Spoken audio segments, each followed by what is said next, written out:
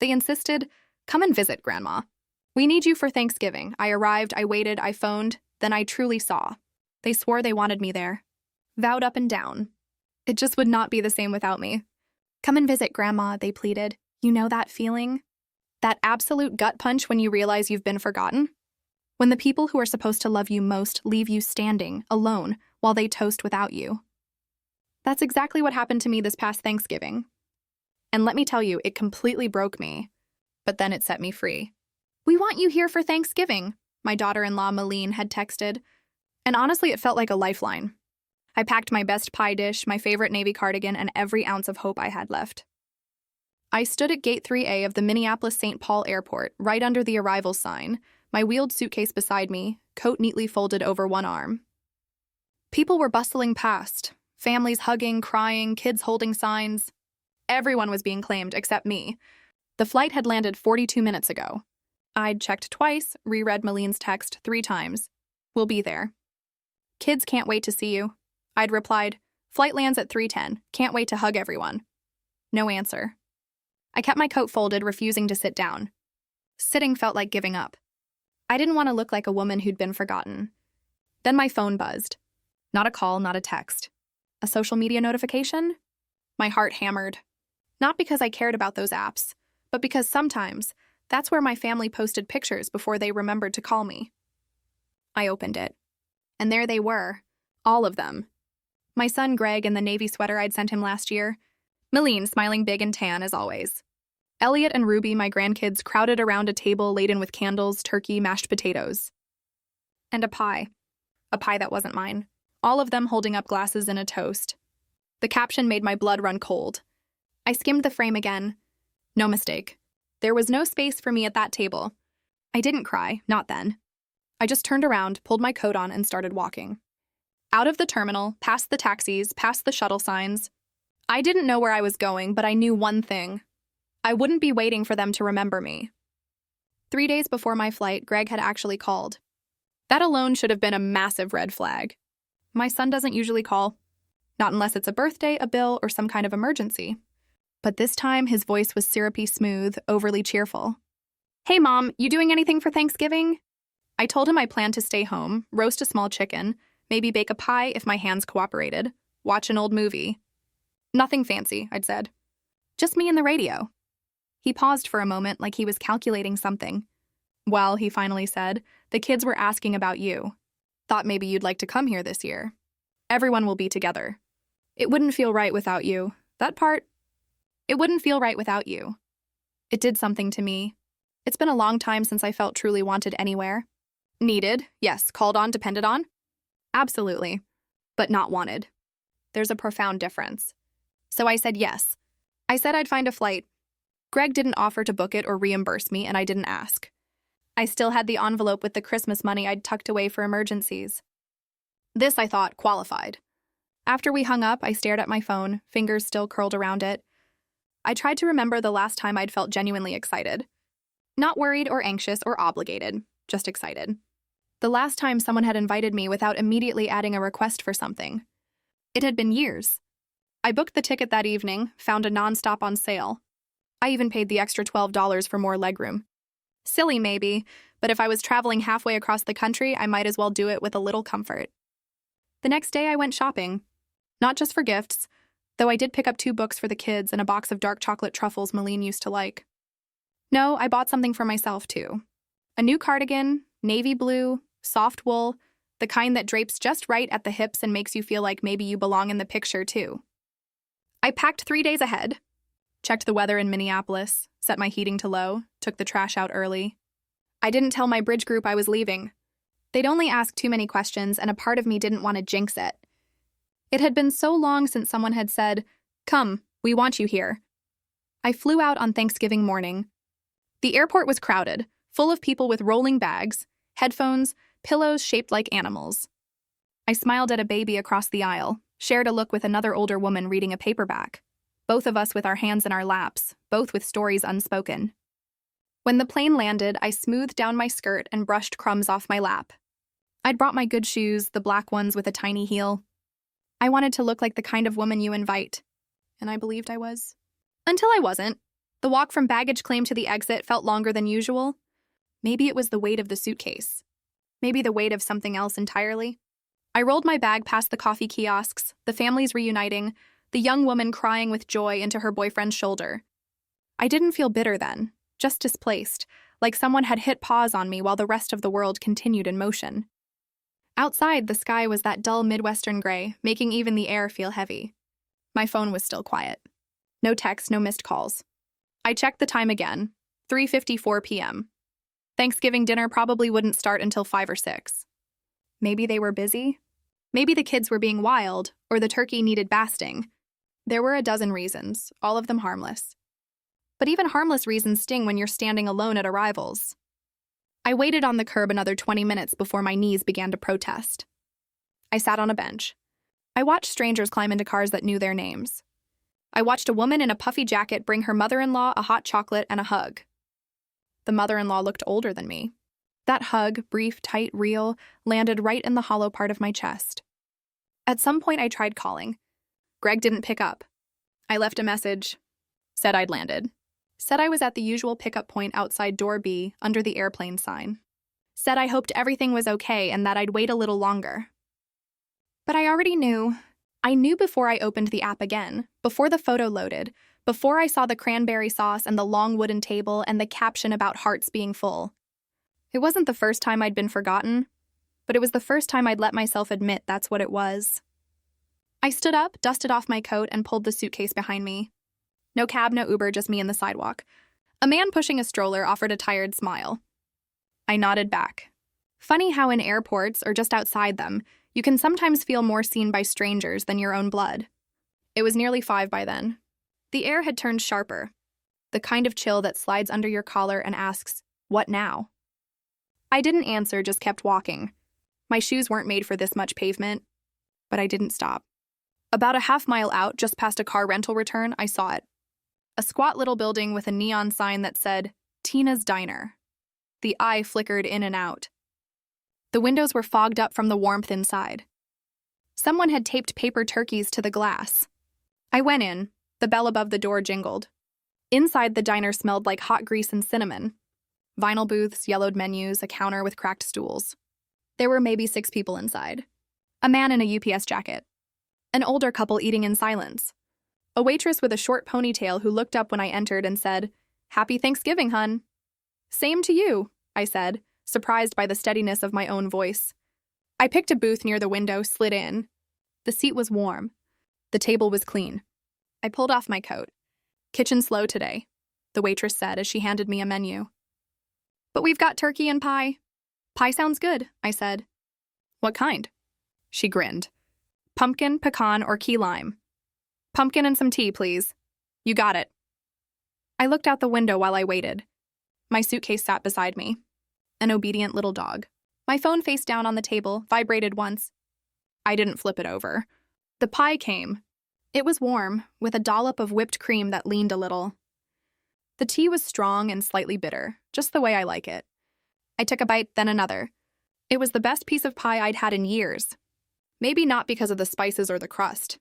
Maybe because for once, I hadn't made it for anyone else. I ate slowly. I didn't rush. I didn't scroll. I didn't wait for anyone to show up and tell me it was all a misunderstanding. They weren't coming. Not today. Maybe not ever. And still there I was, whole, breathing, sitting at a booth under paper turkeys, letting the heat return to my fingers. When the waitress brought the check, she asked, "Want another slice to go?" I thought about it for a moment. Then I nodded. "Yes, for later," she winked. "Best decision you'll make all day." I smiled. Not because it was funny, but because she was right. The air bit sharper as I stepped back outside. The little white bag with my second slice of pie dangled from one hand, and my suitcase rolled behind me with a soft plastic rattle. I didn't have a plan, no hotel booked, no one waiting. But somehow I didn't feel lost. Not exactly. There's a kind of peace that comes when you finally stop expecting the people who hurt you to fix it. The wind picked up as I walked. It wasn't far to the nearest budget motel. I'd seen the sign while trudging from the airport. Valley Inn, weekly rates available. Nothing fancy. A square, low-slung building with beige paint and a vending machine by the front door, but it had lights on. And right now, that was enough. Inside the lobby, a man behind the counter was watching a football game on a tiny TV. He glanced up when I entered, his face a map of boredom and fryer grease. Need a room? Yes, just for one night, I said. Single? I looked down at myself. My good shoes were scuffed from the walk. My cardigan smelled faintly of airplane. I nodded. Single. He slid a form across the counter. ID and card. I handed them over. While he typed, I glanced at the TV. Some team in red and gold was losing badly. The man didn't seem to care. Room 114, he said, sliding me a key on a flimsy ring. End of the row. I took it, thanked him, and wheeled my suitcase down the sidewalk. The room was just what I expected. 2 lamps with mismatched shades, a bedspread patterned in muted browns, a television older than both my children. But it was warm. It had a working heater and a surprisingly clean bathroom. I peeled off my shoes and sat on the edge of the bed. My feet ached. My back ached more. But my heart, the part that should have been shattered, felt oddly intact. I stared at the phone for a long time before turning it back over. 3 missed calls from Greg, 2 from Malene.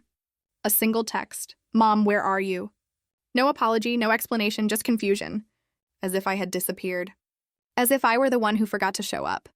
I didn't reply. Instead, I unzipped my suitcase, took out my notebook, the one I used for grocery lists and thoughts I never say out loud, and wrote something on a fresh page. I am not spare. I am not extra. I am not a side dish at someone else's table. I stared at the sentence a long time. Then I underlined it. I could have cried. A year ago, 5 years ago, I would have. But tonight, the tears wouldn't come. What came instead was an odd clarity, like stepping into cold water. Shocking, but clean. It wasn't just about this dinner or the airport. It was the years that led up to it. The birthdays they skipped, the voicemails left unanswered, the last-minute invitations that always sounded like obligations, never joy. I remembered Christmas 2 years ago when Malene called and said, "We'd love to have you over if it's not too much trouble getting here." That pause in her voice, the way she said, "If I made them a ham, I took the bus." I remembered Greg's 40th birthday. I sent him a leather wallet with his initials engraved. He sent back a group text that said, "Thanks for the gifts, everyone." I remembered Ruby's school play. How I'd found the live stream myself and watched on my little laptop with a glass of wine and a lump in my throat. She didn't know I was watching. Nobody mentioned it. And still I kept showing up. Until today. Maybe it takes standing on the curb alone in a different city to see the shape of what's been there all along. I wasn't part of their life. I was an accessory, a convenience, a placeholder for when they needed to remember their better selves. I looked around the motel room, ugly, honest, functional. It was the most honest place I'd been in years. I got up, made myself a cup of motel tea using the plastic coffee machine, and sat cross-legged on the bed with my second slice of pie. No china plate, no linen napkin, just a white paper bag and a plastic fork. And yet it tasted like something I'd earned. The motel room ceiling had a hairline crack that ran above the bed like a road map. I stared at it while the heater wheezed and kicked. Outside, I could hear the wind scraping at the siding and the occasional engine rumble from the freeway nearby. A man 2 rooms over was coughing, deep, wet, miserable. Somewhere, a toilet flushed. It wasn't a peaceful night, but it was an honest one. Around 2 a.m., I finally drifted off. The scratchy blanket pulled up to my chin. My notebook still open on the nightstand. I slept in the clothes I'd arrived in.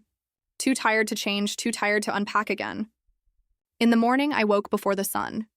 It's a habit I never lost. Even after retirement, my body insists on being useful by 6 o'clock. I made another cup of weak coffee from the in-room machine and watched the sky lighten through the blinds. The pie was gone. The tea, too. But the quiet stayed. At 7:12, my phone buzzed. "Mom, I'm so sorry." There was confusion with the pickup. "We thought your flight was tomorrow. Can you come to the house today? The kids really want to see you. Greg." No explanation for the photo. No mention of the dinner. No apology for posting a Thanksgiving without me in it. Just confusion. And can you? I stared at the message, then set the phone down. I didn't answer. Instead, I got dressed, brushed my hair, dabbed on a little lipstick. It wasn't about seeing them. I wasn't going. It was about dignity, about reminding myself that I still got to decide how I presented myself to the world. Even if no one was looking. The lobby had a bowl of bruised apples and a carafe of coffee that tasted like burnt cardboard. I took an apple and slipped it into my bag. Checked out. The man behind the counter barely looked up from his football recap. Outside, it was cold and clean. The wind had calmed. The sky was the kind of brittle blue that only happens in November. Sharp, high, endless. I didn't go back to the airport right away. Instead, I walked. There was something I needed to do first.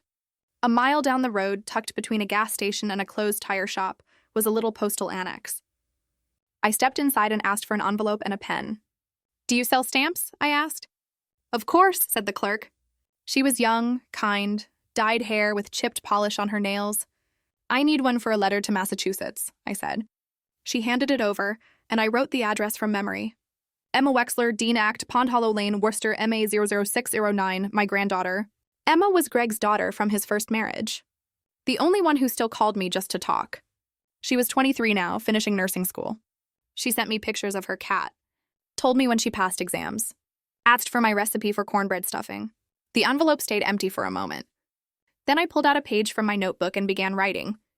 "Emma, dear, you once told me I was your safe place. I want you to know that hearing that meant more to me than most things in this world. This Thanksgiving didn't go as planned. I flew across the country for a table I was never meant to sit at. But I found something in the quiet that I didn't expect. Room to remember who I am without waiting for someone else to say it first." I kept writing.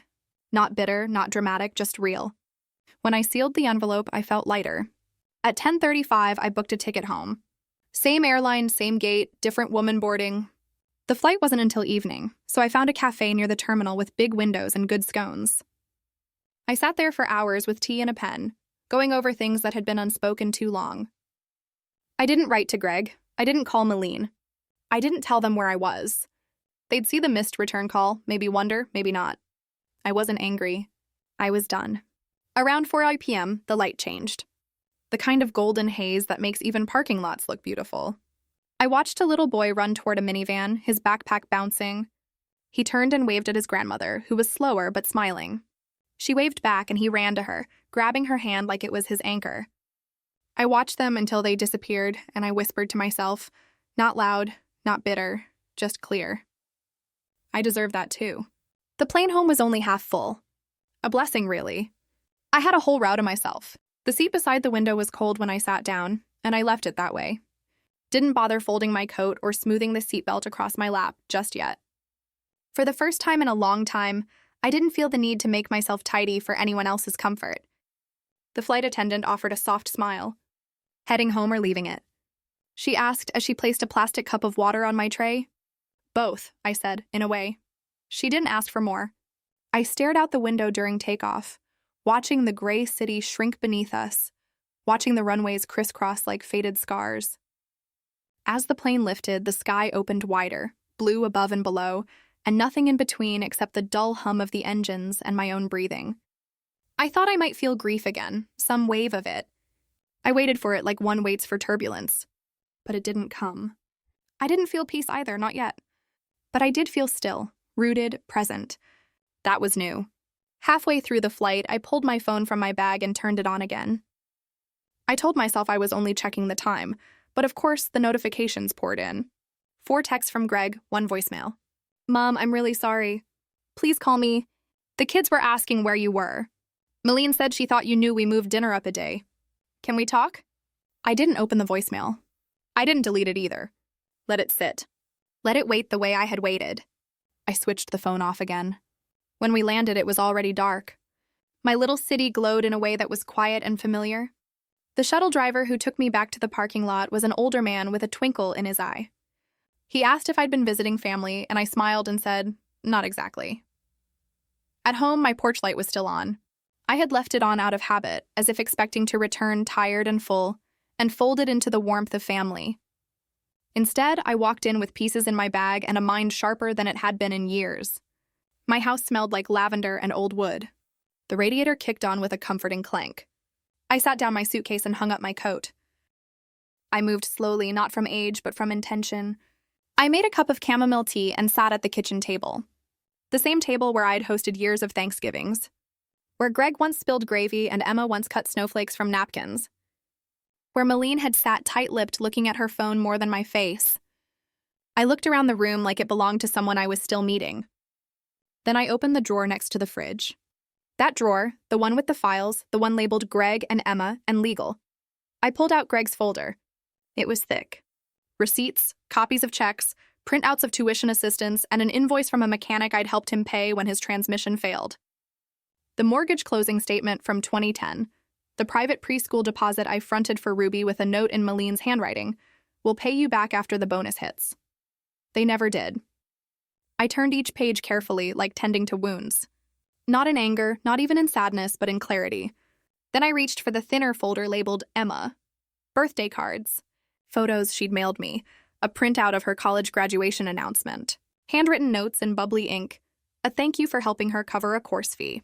A postcard from Vermont. Wish you were here. Fall is wild and wonderful. I closed both folders and sat back. Then I reached for my notebook. And this time I didn't write feelings. I wrote a plan. The next morning I was at the bank before the doors even opened. A light frost coated the steps, making them slick. But I climbed them slowly and steadily, wearing my oldest boots and that same navy cardigan. The cardigan didn't match my scarf, but I no longer cared about appearances. I cared about action. The teller, a young man with kind eyes and a nervous smile, greeted me with the kind of politeness people reserve for the elderly. "Good morning, Mrs. Wexler. How can we help you today?" "I'd like to speak with someone about my accounts," I said. "All of them." He nodded, glanced at a screen, then called into the back. A few minutes later, I was ushered into a glass-walled office with soft chairs and the faint smell of printer ink. A woman named Natalie introduced herself as my account manager. She looked like someone who did yoga at lunch and always had almonds in her purse. "What can I do for you today, Mrs. Wexler?" "I want to suspend all automatic payments. Every one of them. Starting today." She blinked. "All of them?" "Yes." She tapped a few keys, eyebrows rising slightly as she scanned the screen. "You have quite a few recurring transfers to family members, tuition payments, car insurance, some scheduled gifts to charities as well." "Keep the charities," I said. "Stop the rest." There was a long pause. "Do you want to talk about why?" I looked at her. Really looked. And to her credit, she didn't fill the silence with fake concern. "No," I said. "I've already spent enough time explaining myself." She nodded. "Understood." While she worked, I sat in the quiet of that office and watched the world move outside the window. A mother wrangling a toddler into a car seat. An older man pushing a walker. A delivery truck idling too long. "Done," Natalie finally said. "Everything's been suspended. I'll prepare the paperwork for full cancellation if you want to come back in to sign tomorrow." "I will." She hesitated. "There's also a power of attorney on file. Gregory Wexler. Do you still want him to have access?" I felt my pulse slow, not rise. "No," I said. "Revoke it." "Understood." She printed the form, and I signed it with steady hands. By the time I left the bank, the frost had melted. I didn't rush. I stopped at the bakery on the corner, bought myself a fresh roll, and walked the long way home.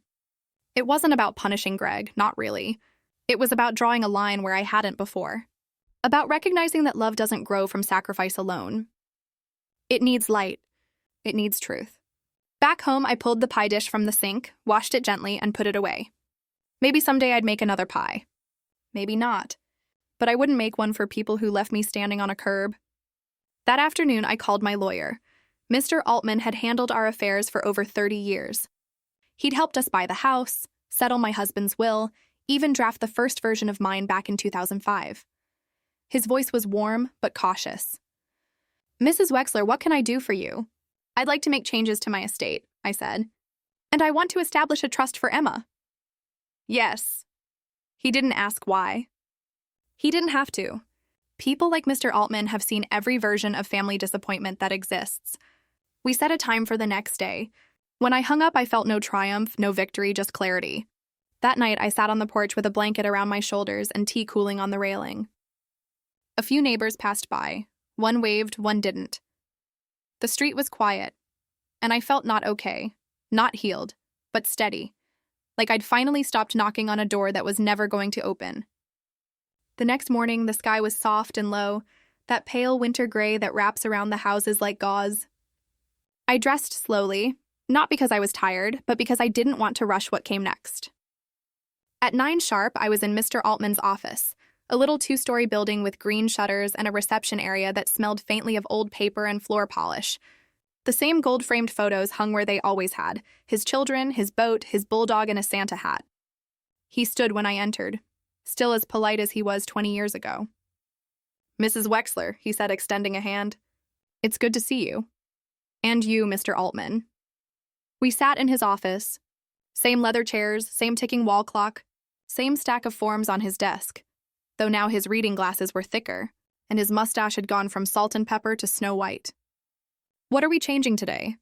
he asked gently. "My will," I said, "and I want to create a trust. Everything I own, every cent, every asset, I want it protected. And I want it to go to Emma. Only Emma." He didn't blink, just nodded and pulled out a legal pad. "I assume we're removing Gregory and Malene." "Yes, they've had enough from me. More than enough." He looked up at that but didn't comment. "I want it airtight," I continued. "No back doors, no loopholes. Emma is the beneficiary. She gets everything when I'm gone. And until then, she can access the trust for education, housing, healthcare, or emergencies. I'll decide what counts as an emergency." Altman smiled a little. "You've thought this through." "I have. And your home, your pension account, the CDs, all of it? If it has my name, it moves to the trust." "Understood. And you want to retain full control while living?" "Of course, exactly." He leaned back. "Emma's a good girl. Always was." I felt something in my throat tighten. "She's the only one who still sees me as a person, not a purse." Mr. Altman didn't flinch at the bitterness in my voice. "Then let's make sure your wishes are honored." For the next hour, we worked through every item. He asked questions. I gave firm answers. No more uncertainty, no more benefit of the doubt. When we reached the end, he gathered the papers into a folder and looked at me with something close to admiration. "I'll have the final draft ready in a few days," he said. "We'll get it notarized and it'll be done." "Thank you," I said, meaning it. Outside, the air had turned crisp. I walked home slowly, stopping once to buy a small poinsettia at the florist. I didn't decorate much anymore, but I wanted something bright on the kitchen table, something alive. The moment I stepped through the door, the phone rang. I didn't recognize the number, but I answered anyway. "Grandma?" It was Emma, her voice breathy, nervous, warm. "I got your letter." I sat down at the kitchen table. "You did?" I didn't know what happened. "Dad and Malene said you canceled your flight last minute. They made it sound like you just changed your mind." "Of course they did," I said softly. "I was there. I landed. I waited. I saw the photos." Emma went quiet. "I'm so sorry," she whispered. "I had no idea." "I know, sweetheart. That's not on you. I should have called. I should have checked. You didn't know. You're not the one who made that choice." She sniffled on the other end. "I missed you so much that day. It didn't feel right without you." For the first time since the airport, tears stung behind my eyes, but they didn't fall. "Not this time." "Thank you," I said. "That means more than you know." There was a silence between us. Not awkward, just full. "Grandma," she said finally, "can I come visit next weekend? I have a break from classes. I'll take the train." My heart bloomed with something gentle and painful. "Of course," I said. "The guest room is ready." "I'll bring the chessboard," she said. "You still play?" I never stopped. We hung up a few minutes later. I sat there at the table, hands still resting on the phone. For once, I didn't feel forgotten. I didn't feel invisible. I felt seen. That Saturday, just past noon, I stood at the train station in my warmest coat, watching as passengers stepped off the 1137 from Worcester. The platform smelled like diesel and old rain. I clutched the paper bag in my hands, a sandwich and an apple, just in case she'd forgotten to eat. And then there she was. Emma came off the train wearing an oversized hoodie and jeans, her dark curls tucked under a beanie, a worn canvas bag slung over one shoulder. She looked older than the last time I'd seen her, sharper somehow. But when she spotted me, her face lit up with something pure and unmistakable. She rushed over and hugged me like she meant it. It was that simple. No questions, no apologies, no tension curling in the air between us. Just her arms around me, tight and real. "Hi, Grandma," she whispered into my shoulder. "Hi, baby," I said. "You're here." We drove home in silence for a while. She watched the streets, like she was trying to memorize them again. I drove slowly, carefully, letting her take it in. The neighborhood hadn't changed much, but it felt different with her beside me. Back at the house, I made tea while she set her bag down in the guest room. She returned with that familiar ease of someone who belonged, curling up in the corner of the couch like she'd never left. The chessboard sat waiting on the coffee table. We played a game. She won. Then we played another. I won that one. Fair and square. Later, we sat at the kitchen table, both of us nursing mugs of tea. The poinsettia I'd bought earlier that week sat in the middle, still red, still alive. "I read your letter again on the train," she said, tracing the rim of her mug. "I've never seen you write like that before." "I've never had to," I said. "I used to think being quiet was a form of grace, but lately, I think it's just made me easy to ignore." Emma looked up at me. "I never ignored you." "I know." She hesitated. "Dad doesn't know I'm here." "I figured. He called a couple nights ago. Asked if I'd seen you since Thanksgiving. I didn't lie. I just said we hadn't talked yet." "That was kind." She shook her head. "It wasn't kindness. It was exhaustion. I'm tired of pretending things are normal." That surprised me. Emma had always been careful, diplomatic, the peacekeeper in her fragmented family. Hearing her say that, calm, steady, told me she was growing into something strong. "You don't have to pretend here," I said. "Not ever," she nodded. "Neither do you." We sat in silence, just sipping our tea. And for the first time in weeks, I realized I wasn't angry anymore. I didn't need Greg or Malene to grovel or explain or spin another story about what went wrong. I didn't need a text or a voicemail or a too-late invitation. I had this. My house, my tea, my granddaughter. I had myself. That evening, Emma offered to make dinner. She cooked pasta with garlic and spinach, and I grated cheese while we talked about everything and nothing. We watched a silly movie afterward and laughed too hard at parts that weren't really that funny. Before bed, she sat beside me on the couch and said, "Grandma, I don't want to lose you." "You won't." "Promise?" "I can't promise forever," I said. "But I'm not going anywhere yet." She smiled, then hugged me again, gentler this time, but no less real. After she went to sleep, I sat in the quiet of the living room, the clock ticking like a slow metronome behind me. I looked around at the pictures on the mantel. Some faces had faded, some frames were empty now, but one picture still stood tall.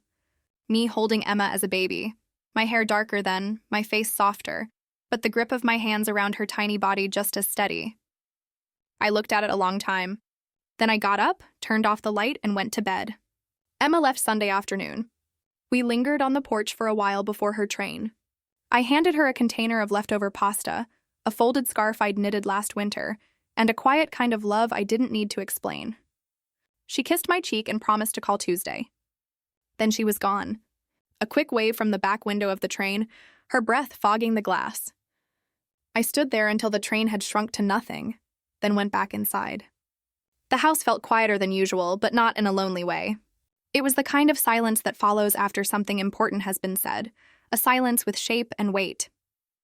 I moved through the room slowly, picking up mugs, folding the blanket from the couch, placing the chessboard back on the shelf. When I reached the kitchen, I opened the drawer again. The files sat where I left them. Greg's folder still thick with paper, Emma's still light. But it wasn't just about them anymore. It was about me. I pulled out a yellow notepad and began listing everything I'd paid for over the last 15 years. Not just money given directly, but things I'd quietly covered.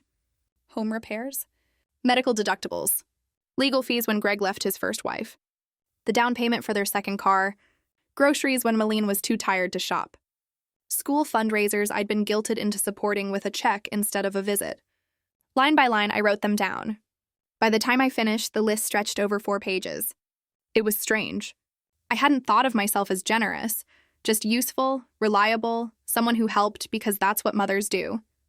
That's what I did. But looking at the numbers, I saw it clearly. I'd subsidized their life. And in return, they gave me politeness. Hollow birthdays, tired smiles, a chair near the coat rack when there was no room at the main table. I wasn't angry, not really. I was just done. At 3:17 p.m., my phone rang. Greg's name on the screen. I didn't pick up. A minute later, a voicemail, then a text. "Hi, Mom, just checking in. Hope everything's okay. Let me know when you're free to talk." No urgency, no specifics, just a vague nudge, as if nothing had happened. As if he hadn't left me standing at the curb in another city while he carved turkey and took family photos I wasn't meant to see. I deleted the voicemail without listening. The text I left on read. That night, I lit a candle. It wasn't for any special occasion, just for stillness, for the quiet of the house and the way the light caught the edge of the kitchen counter. I poured myself a glass of wine, one of the good bottles I'd been saving for a real holiday. I set a single place at the table, heated a bowl of leftover soup, and I sat. Not scrolling, not waiting, not hoping for the phone to ring. I sat in my own life. Later, before bed, I opened my email, found the folder labeled Travel. At the bottom was the receipt for my Thanksgiving flight. Round trip return complete. I forwarded it to myself, then added a note in the subject line. Proof of departure and return. No rescue, no reunion, just me. I didn't send it to anyone else. I didn't need to. The next morning, I called Mr. Altman again. I've been thinking, I told him. I want to add a clause to the trust. Of course, he said. What are you thinking? I want Emma to be the sole executor, but I also want a letter attached. Not a legal one, a personal one. You can include a statement of intent, he said. It won't change the legality, but it can explain your reasons. Good, then I'll write it. That same morning, I sat down and began. To whoever is reading this after I'm gone. If you're wondering why things were divided this way, let me say clearly, this is not punishment. It's honesty. I've spent my life giving quietly, consistently, but love without respect isn't love. Presence without care isn't family.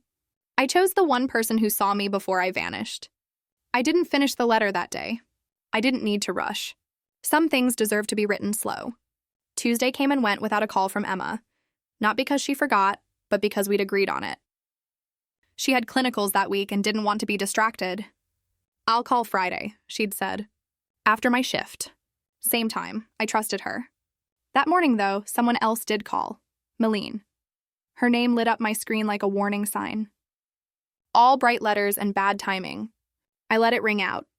Then, 30 seconds later, the text arrived. Hi, Irene. Hope you're well. Greg mentioned you've been hard to reach lately. Let's catch up soon.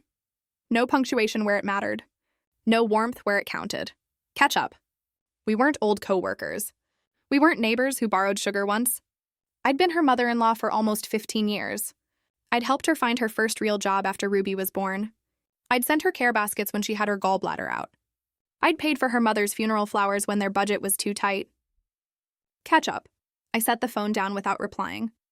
Later that afternoon, as if on cue, another message arrived. This one from Greg. Mom, Malene tried calling. We're starting to get worried. Can you just let us know you're okay? The irony of it. They left me at an airport, but now they were worried. Not when I was standing with my suitcase and no pickup. Not when I was walking to a diner with frozen fingers. Not when they posted a photo that said full house with no seat left for me. But now, when silence echoed back to them, they panicked. Silence is powerful. It unnerves the people who are used to your noise, your giving, your yes. I kept the phone off for the rest of the day. That evening, I went through the attic, not for any dramatic reason, just to find an old recipe book Emma had once asked about, the one with my apple crisp recipe scribbled in the margins. I hadn't been up there in years. The boxes smelled of dust and old pine, and the insulation curled like forgotten paper. In one box labeled 1990-2005, I found the book and beneath it letters. Dozens of them. Cards from Greg as a teenager. Drawings from Emma as a child. Thank you notes from friends and cousins long moved away. A photo of my husband in his Sunday suit, holding a pumpkin pie like it was a prize. I sat down on the floor cross-legged and let the past rest in my lap. So many pieces of myself I'd stored away to make room for others. I thought about Greg as a little boy, how he used to insist on sleeping with his head against my chest because your heart is louder than the rain. How he'd cry if I left for work too early. How I taught him to tie his shoes with 2 loops instead of 1 because it made more sense to him. I had loved him so completely once. Maybe I still did. But love doesn't excuse neglect. And forgiveness doesn't mean return. Not always. I put the letters back carefully, closed the box. And that night, when the house was dark and the world was quiet, I opened the notebook and added 2 more lines to the letter for the trust. I didn't want my final act to be polite. I wanted it to be clear. Emma, you saw me. Not out of obligation, not for what I gave, but because you chose to. That's what family is. Choice, respect, truth. The pen felt heavier than usual in my hand, but I wrote anyway. The next day, I drove into town and went straight to the notary. It was in the back of a shipping store, past shelves of bubble wrap and a rack of novelty greeting cards. The man behind the counter had kind hands and a long, careful way of speaking. His name tag said Dev. "I need to notarize a letter," I said, unfolding the pages I'd written and some trust documents my attorney prepared. He glanced at the first page, then back at me. "Big changes," he observed. I nodded. "Long overdue ones." He didn't ask more. Just handed me a pen and guided me through each signature with the quiet efficiency of someone who has seen all kinds of endings and beginnings pass across his counter. When it was done, I felt lighter. Not free, not yet, but clearer. Like the road ahead had fewer turns. I stopped by the grocery store after, picked up milk and oranges, a bunch of lilacs they'd marked half price. The kind of things you buy when life is steady again. When you're choosing your own peace instead of waiting for someone else to hand it to you. At home, I set the flowers in the chipped vase near the kitchen sink. The scent of lilac spread slowly through the house, soft and certain. I took off my coat, folded it, and laid it over the back of the chair. My phone buzzed just as I was putting the groceries away. Greg again. "Mom, we really need to talk." "You're not answering, and it's making things worse. I don't know what's going on, but we're worried. Please call me." The message was longer than usual, the edges of panic showing. But still no real apology, no mention of what had happened, no ownership, only absence, and now the discomfort of it. He wasn't sorry for forgetting me. He was sorry I had stopped filling in the blanks. I sat down, stared at the screen, then turned it off again. That afternoon, I took out the folders once more. Greg's, Emma's, the trust packet, and locked them all in my fireproof box. Slid it back beneath the bed. Not because I was hiding anything, but because I was finished. Finished explaining. Finished asking. Finished waiting. I made soup that night. Lentils, carrots, garlic. My hands still knew how to measure by instinct. I cooked for one, not for absence. I set the table not in mourning, but in ritual, in respect for myself. The soup was good. Later, I sat on the porch again, wrapped in a shawl. The air just brisk enough to feel like something shifting. And as the streetlights clicked on one by one, I remembered a moment I hadn't thought about in years. Greg was 10. He'd come home from school with a split lip and mud on his jeans. Another boy had shoved him in the field during recess. He didn't cry. Just stood at the sink, rinsing the blood off his hands, saying, "It's fine. It's nothing." I had crouched beside him and said, "You're allowed to be hurt. It doesn't make you weak." I wish someone had said that to me, because I had been hurt quietly, consistently for years. And I had let it go unchecked because I thought endurance was a virtue. But it's not. Not always. Sometimes it's just delay. Sometimes it's just the cost of silence. I sipped my tea slowly. Let the night press in. The flowers in the kitchen swayed slightly in a draft. A blur of violet in the dark. Somewhere down the block, a dog barked. A car pulled into a driveway. Someone laughed, sharp and high. A sound from another life. And I sat in mine. No questions, no waiting, just the weight of my own belonging. Finally whole. It was late Friday afternoon when the knock came. I was folding laundry at the kitchen table. Towels mostly still warm from the dryer when I heard it. 3 slow raps. Not the mailman, not a neighbor.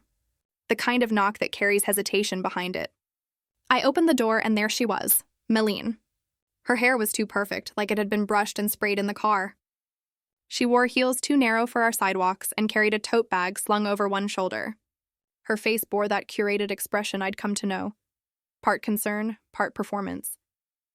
"Irene," she said, her voice almost tender. "Can we talk?" I didn't answer at first, just stepped aside and let her in. She glanced around as she entered, as if expecting dust or neglect. The house looked the same, but something in the air had shifted. I knew it, and I think she did too. I led her to the living room. She didn't sit until I did. She placed her tote carefully at her feet and folded her hands in her lap. "I know you're upset," she began, her tone already polished. "And I just want to say this whole thing has been a huge misunderstanding." I said nothing.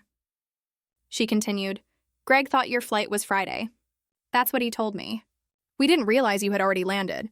"And the photo?" I asked. She blinked. "What?" "The Thanksgiving photo?" The caption that said "Full House, all of you smiling at the table." She looked down. That was just something I posted for the holiday. I didn't mean to hurt you. But you did. She looked up again too quickly. Well, yes, but I think we need to move past that now. The kids miss you. Greg's been calling? We're all just concerned. You've shut us out. I let out a small breath. No, I just stopped filling in the silence for you. That's different. Her mouth tightened. I came here because we want to make things right. I looked at her then, really looked, at the effort behind her makeup.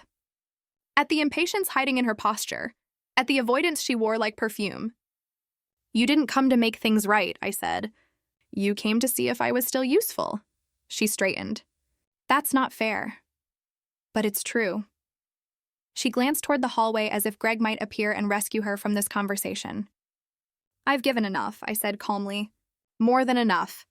And I've decided where the rest of it goes. That got her attention. Her eyes narrowed just slightly. I'm not angry, I said. I'm not bitter. I'm simply finished. Irene, she said, and now her voice was tighter, colder. This isn't like you. I know, I said. It's like me now. There was a pause. She shifted in her seat. Does Greg know you've made changes? I imagine he's starting to suspect. Her face faltered. And the house, your accounts. Taken care of. The silence after that was dense. A kind of reckoning. Finally, she reached for her tote and stood. Well, she said, her tone now clipped. I'm sorry you feel this way. I smiled just a little. No, you're sorry I stopped accepting less than I deserved. She didn't reply, just turned and walked to the door. At the threshold, she hesitated. Greg really is worried. He should be, I said. Not because I'm gone, but because I'm not coming back.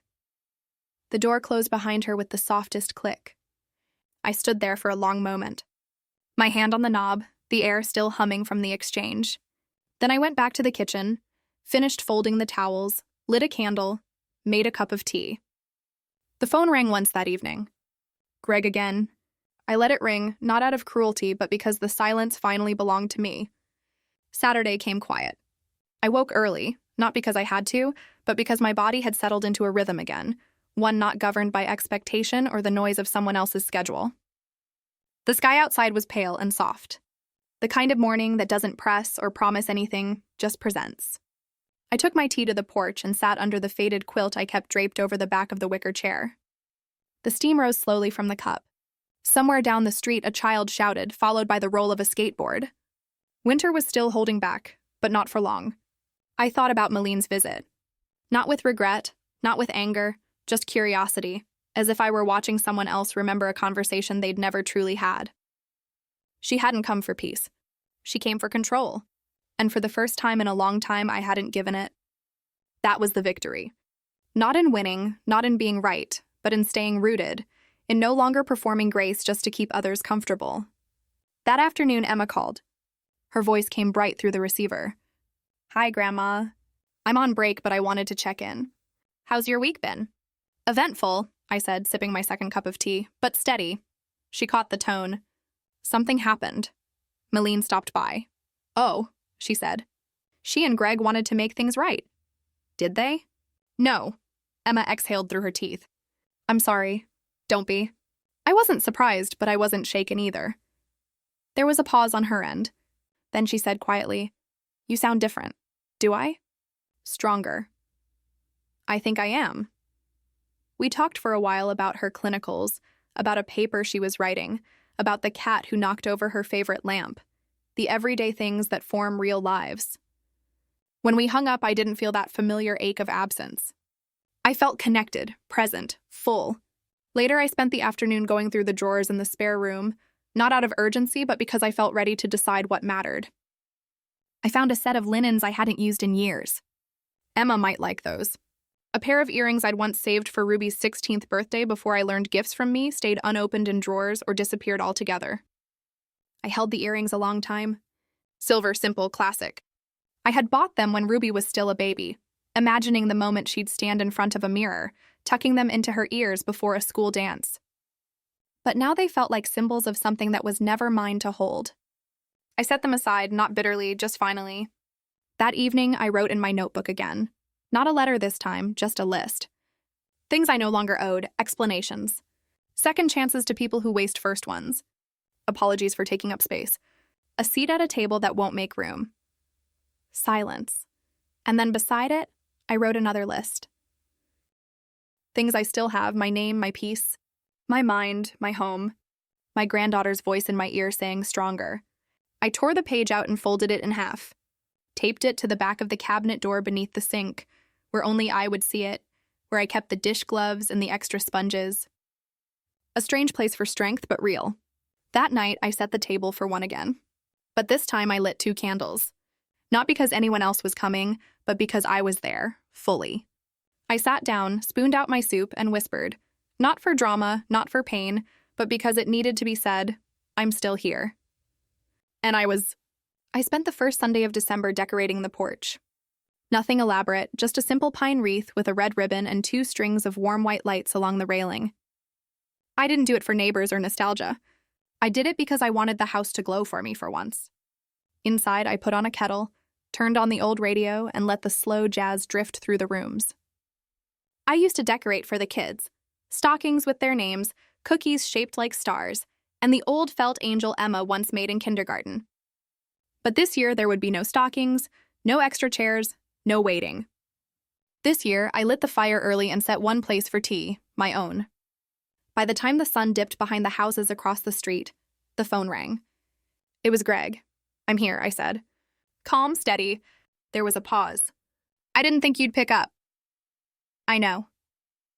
Another pause. Longer. I saw the paperwork, he said finally. From the attorney. The trust. The changes. I figured you would. His breath caught like he'd expected a different tone. I don't understand. After everything. Exactly, I interrupted. After everything. He went quiet. You mean the money? He said eventually. I mean the pattern, I replied. The forgetting. The late calls. The missing birthdays. The airport. The photo. That wasn't intentional. No, I said. It was worse. It was convenient. There it was. The truth out loud without apology. You're punishing us, he said. But it came out less like an accusation and more like a hope that I might deny it. Reassure him. Fold. No, I said. I'm releasing myself from obligation. From old loyalties that only moved in one direction. From the guilt I'd carried so long, I'd forgotten what lightness felt like. I never thought it would come to this, he muttered. I know, his voice broke. We're still your family. No, Greg, I was your family. You haven't been mine in a long time. And with that, we ended. Not with shouting, not with resolution, just with the truth said quietly enough to echo for years. I hung up, stood at the window, and watched the streetlight flicker on. The next day, I mailed a small package to Emma. Inside, the silver earrings wrapped in soft cloth, a copy of the trust, and a note. These are yours, not because you asked, but because you showed up. Wear them when you feel uncertain. You're never invisible in this house. Not then, not now, not ever. She called 3 days later, crying and laughing at once. Grandma, she said, voice trembling. I don't know what to say. You already did, I said. The day you asked if you could come visit. The day you came without needing a reason. That night, I lit the fireplace and sat in its warmth. Outside, the street was quiet, dusted with the season's first snow. I watched it fall through the window, slow and clean. And I thought about all the Thanksgivings that had come before. The ones I cooked through pain. The ones I sat through quietly. The ones I was invited to as an afterthought. And then this one, the one I gave myself. No carving knives, no tablecloths, no second helpings. Just a slice of pie and the clearest thing I'd ever tasted. Not bitterness, but freedom. And if you're reading this, if you've ever waited for someone who forgot to wait for you, listen close. You can stop now. You can light a candle for yourself. You can buy your own damn pie, and you can begin again right here, right now. Have you ever faced a moment like this, where you finally decided enough was enough? What did you do? I really want to know. Tell me in the comments below.